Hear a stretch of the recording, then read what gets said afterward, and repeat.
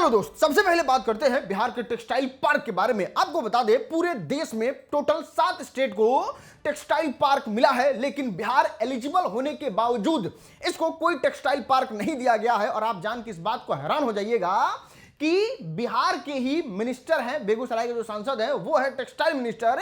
इस चीज के बावजूद बिहार को टेक्सटाइल पार्क से बाहर रखा गया है और इस चीज को लेके लोग एकदम आवाज उठा रहे हैं। आप क्लियरली देख सकते हैं किस तरीके से ट्विटर पे ये नंबर 1 ट्रेंड कर रहा है। भाई दोस्त, अगर आप भी एक्स चलाते हैं तो प्लीज एक पोस्ट बिहार के लिए जरूर कर दीजिएगा, जिसमें हैशटैग लगा के लिखिएगा why not PM Mitra park इन बिहार। चलो दोस्त, अब हम आपको दिखाते हैं ज्योति सिंह का रिप्लाई। नहीं, ये लोग बिल्कुल चुप नहीं रहने वाला है। पवन सिंह को एकदम नकेल कस कर रख देगा। नहीं, आज से कुछ दिन पहले, 1-2 दिन पहले आपने देखा था किस तरीके से गंगा जी में जाके ज्योति सिंह जो है वो स्नान करती है और माय गॉड 12 मिलियन व्यूज बस इनके आईडी पे आता है।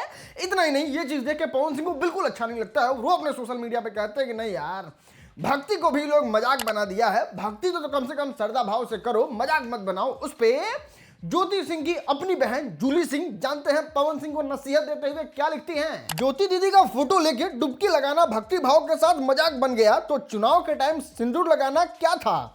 वो ज्योति दीदी क्या फीलिंग्स के साथ मजाक नहीं हुआ? ना दोस्त ना, ज्योति सिंह की बहन ये तो बस पोस्ट करती है। बाकी जानते हैं स्टोरी में क्या लिखी है? स्टोरी में लिखती है, धर्म की बात करने वाले किसी लड़की का जीवन ऐसे नर्क नहीं करते हैं अपने मतलब के लिए। जिसको अपनी बीवी के लिए दर्द नहीं होगा वो धर्म की बात करता है। चलो दोस्त, अब हम आपको दिखाते हैं बिहार के 10th क्लास के बच्चों का ऐसा हरकत जिसके बाद बिहार को एकदम अलग लेवल पे पूरे इंडिया में ट्रोल किया जा रहा है। 400 पार हम लोग नंबर आएगा इस बार मैट्रिक में। 400 पार रात भर किस्सा देखे, रसिया नसवाए है दूरा पर। इतना ही नहीं, आपको पता भी है ये बेशरम क्या लिख के आए 10th के एग्जाम में? इंग्लिश में लिख लेंगे लालू यादव। खाली लालू यादव, तेजस्वी यादव लिख देंगे पूरे पेपर में, तो नंबर मिलेगा। नंबर मिल जाएगा। लालू यादव भैया का नाम लिखेंगे, तेजस्वी भैया के। अभी परीक्षा खत्म नहीं हुआ, लेकिन परीक्षा के बाद का क्या प्लानिंग है वो सुनो जानी इन लोगों का। अच्छा, आगे चलो, कथी बनना है? आगे चल के वैसे चढ़ाएंगे। आरजेडी को आने दो शासन में, रसियन बंटवा देंगे राशन में। अरे बाबा। चलो दोस्त, अब बात करते हैं वायरल दातून बॉय के बारे में। हाँ, आकाश यादव के बारे में ही बात कर रहे हैं। इनका फेमस होना इनके लिए ही भारी पड़ गया। प्रेमिका के चक्कर में ऐसे बुरी तरीके से फंसे हैं कि अब फूट फूट के रो रहे हैं इंटरनेट पे आके। सर, बहुत समस्या आ रही है। अगर इसका समाधान नहीं हुआ तो मैं सर इस दुनिया में नहीं रहूंगा। देखो, आकाश रो इसलिए रहे हैं क्योंकि 2 और एंड पे आती है और सीधे आगे कहती है कि हम जो है आकाश यादव की बाबू यानी कि गर्लफ्रेंड के परिवार से हैं और जब तक हम शादी नहीं करवाएंगे आकाश यादव का उसकी गर्लफ्रेंड से, तब तक हम मानने वाले नहीं हैं। इंटरनेट पे मोर्चा निकाल देंगे। आकाश यादव कंफ्यूज कि है इससे तो हमारा कभी जान पहचान भेंट मुलाकात भी नहीं है, ये हमारी बाबू के फैमिली से कैसे आ गई? इनका हालत खराब की कहीं जाके हमारा ब्याह ना करवा दे, इसलिए ये जाके पुलिस थाने में कंप्लेंट लिखवा आते हैं। औरत को पैसा देकर झूठ पूरा का कहवा रहा है कि मतलब उस लड़की की मैं भौजाई हूँ और इस शादी को मैं करवाऊंगी या यही सब डाले हैं सब। बस इसीलिए कहते हैं आप हमारे चैनल को सब्सक्राइब करके रखा कीजिए। एक ही वीडियो में सब कुछ आपको मिल जाता है, तो क्यों नहीं सब्सक्राइब करके रखते हो भाई? और इस पे जैसा कोई और अपडेट आएगा हम आपको जरूर बताएंगे कि इस केस में क्या हुआ, तो सब्सक्राइब कर लो अभी जल्दी। चलो दोस्त, अब बात करते हैं भोजपुरी की सबसे महंगे फिल्मों में से एक डंस के बारे में। इसका हालत बद से बदतर होते जा रहा है। डायरेक्टर साहब भी बहुत ज्यादा चिंतित है इस फिल्म को लेके। आपको बता दें, पहले दिन इसका रिस्पॉन्स बहुत ज्यादा घटिया, बहुत ज्यादा खराब था। दूसरे दिन थोड़ा सा हालत सुधरा, तब तक तीसरे दिन आ गया इंडिया पाकिस्तान का मैच और जिस तरीके से छावा ने हॉल पे कब्जा किया है, डंस का हवा निकाल दिया है पूरा। और अब जो है वो डायरेक्टर साहब फिल्म के धीरज ठाकुर जी जो है वो बहुत तबाह है कि अरे यार बताइए, हम तो अच्छा ही फिल्म दे सकते हैं ना, हम क्या करें, हम तो अच्छा फिल्म देंगे। सुपरस्टार का काम है ना हॉल तक लोगों को लाना, और सुपरस्टार कर नहीं पा रहे हैं, इस काम में संभव नहीं पहुंच पा रहे हैं। ये अब हम क्या ही करें, अब तब साफ धाराशाही मुंह के बल गिर गए। चलो दोस्त, अब हम आपको दिखाते हैं पवन सिंह का मैनेजमेंट। नहीं, जिस हिसाब से पवन सिंह का नाम पूरे दुनिया में हो रहा था, जिस तरीके से गाना में एकदम चक्का जाम कर दिए थे, फिल्म भी एकदम सूर्यवंशम जैसा हिट पे हिट दे रहे थे, और ये जितना भी चीज हो रहा था पिछले साल तक, इससे परेशान होकर जिस आदमी को इस सारा चीज हंड भंड करने के लिए बुलाए हैं अमित सिंह को, वो एकदम परफेक्ट काम कर रहे हैं। पवन सिंह के करियर को एकदम डुबा के मानेंगे और हाँ, पवन सिंह को एकदम निश्चित भी कर देंगे, जाइए भैया, इतना झाल कमंडल आप कहाँ कहाँ आपका नाम हो रहा था, कटना गाना फिल्म सब चल रहा था, सबको शांत करके बोरा में कस के आपको साइड करवा देंगे। आप बिल्कुल चिंता मत कीजिएगा। और इस चीज के लिए अमित सिंह को एक अवार्ड भी मिलना चाहिए। आज क्या किए हैं वो हम आपको बताते हैं। बताइए,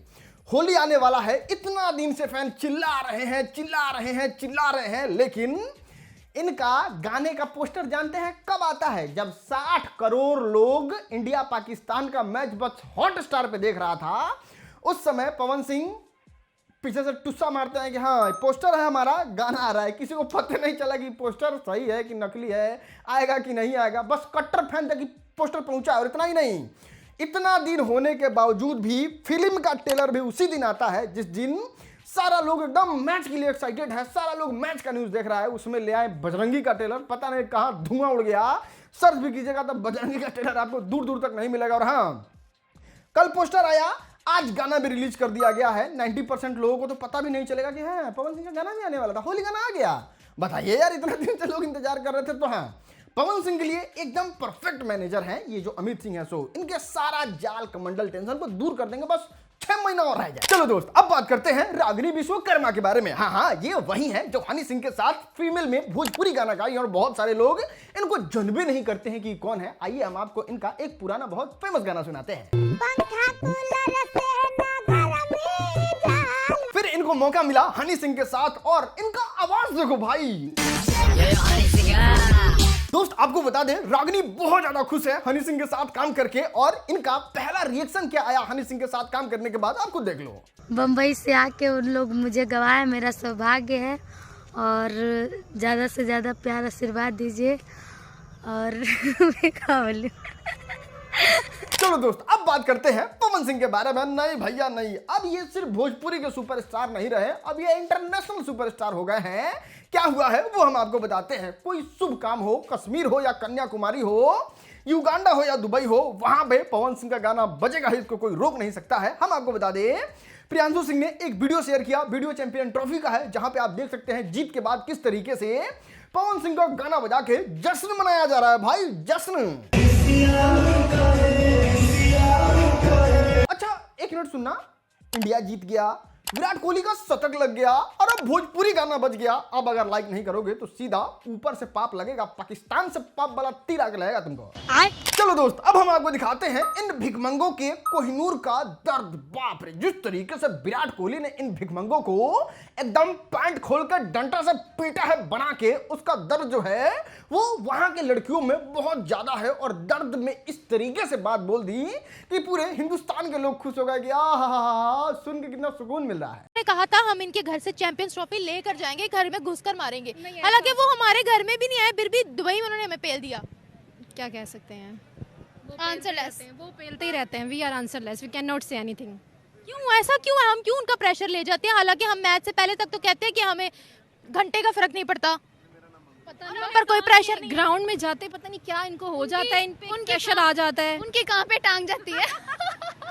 कहाँ पे टांग गई है? काम पे टांग रही है उनकी। अब देखो भाई, यहाँ भी अगर लाइक नहीं किए ना तो इनका भाई घोषित कर दिया जाएगा, आपको पहले बता दे रहे हैं। चलो दोस्त, अब बात करते हैं हार्दिक पांड्या के बारे में। भाई साहब, इतना महंगा घड़ी कौन खरीदता है? आपको बता दे, कल हार्दिक पांड्या आए थे थोड़ा देर के लिए मैच खेलने, और जब आउट हुए तो सच बता रहे हैं, मेरा रिएक्शन कुछ इस तरीके से ही था।